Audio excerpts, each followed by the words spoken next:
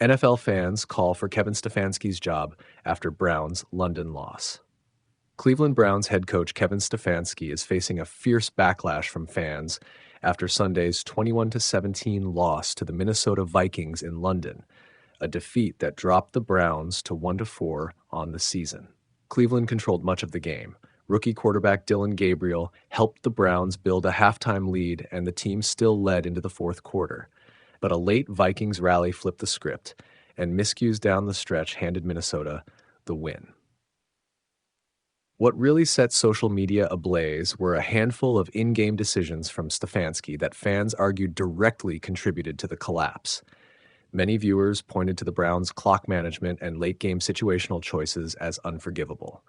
One widely shared complaint focused on 2 timeouts Stefanski called with 1 to 10 remaining, a sequence critics say stopped the clock and effectively aided a Vikings drive that only needed about 27 yards with a single timeout left.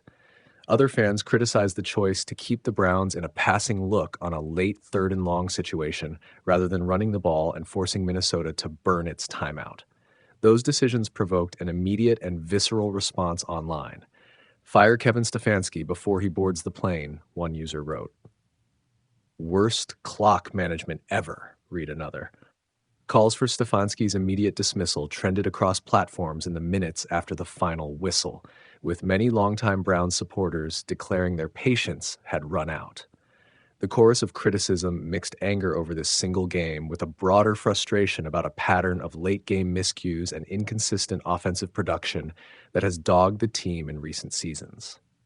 For many fans, Sunday was the latest example of a coach who, while respected around the league, has failed to deliver consistent results when it matters most. Still, firing a coach mid-season is a dramatic move that teams rarely take lightly. Stefanski arrived in Cleveland with a strong reputation. He led the Browns to playoff contention in prior years and is widely regarded as a competent leader. And ownership is typically hesitant to make a change this early into the season unless there's a clear organizational consensus. That said, the intensity and speed of the fan backlash will put extra pressure on the front office to evaluate Stefanski's decision-making and the team's direction.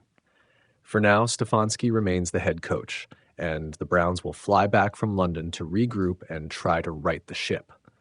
But Sunday's loss has made one thing clear. Patience among the fan base is wearing thin.